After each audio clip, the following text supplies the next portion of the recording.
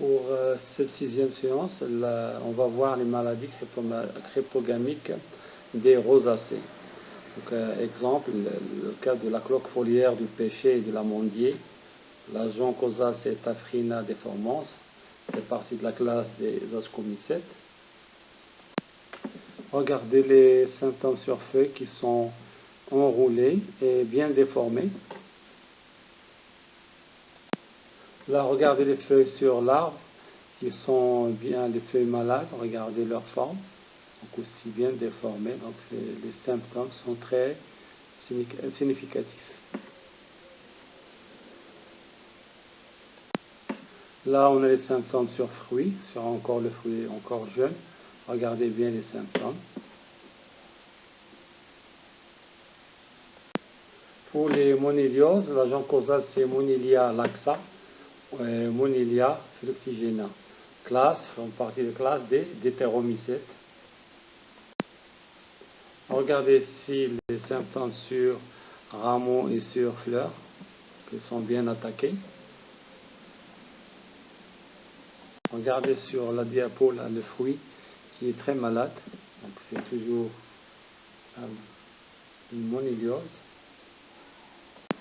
Pour la maladie criblée, comme son nom l'indique, c'est des cribles, donc des petits trous.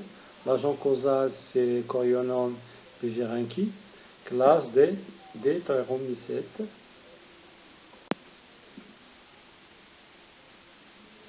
Regardez ici les feuilles qui sont criblées, que c'est trop comme avec criblées par des balles, donc c'est très très significatif.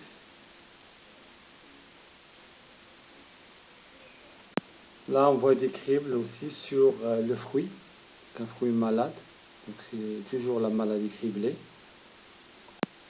Pour la tablure du pommier et du poirier, l'agent causal c'est Venturiea inequalis pour le pommier et Venturiea perina pour le poirier.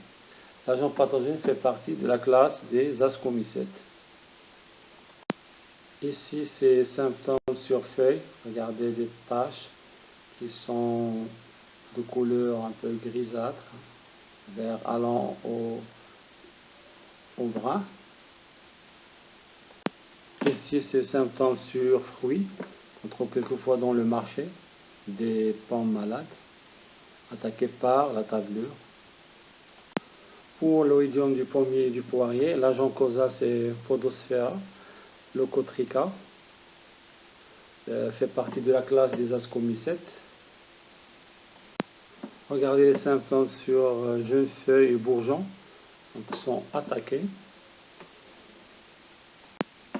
Là, ce sont les symptômes sur des feuilles adultes. Regardez l'oïdium, là, c'est un duvet blanchâtre sur la face supérieure des feuilles.